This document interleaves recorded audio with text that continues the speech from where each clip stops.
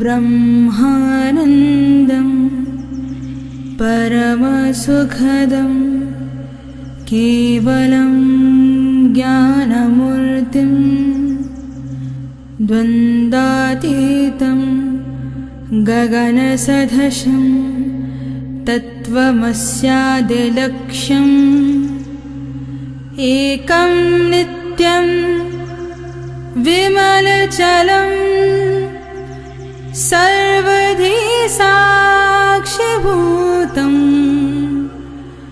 भावातीतं त्रिगुणरहितं सद्गुरुं तं नमामि। जय गुरु ओंकारा, जय जय सद्गुरु ओंकारा।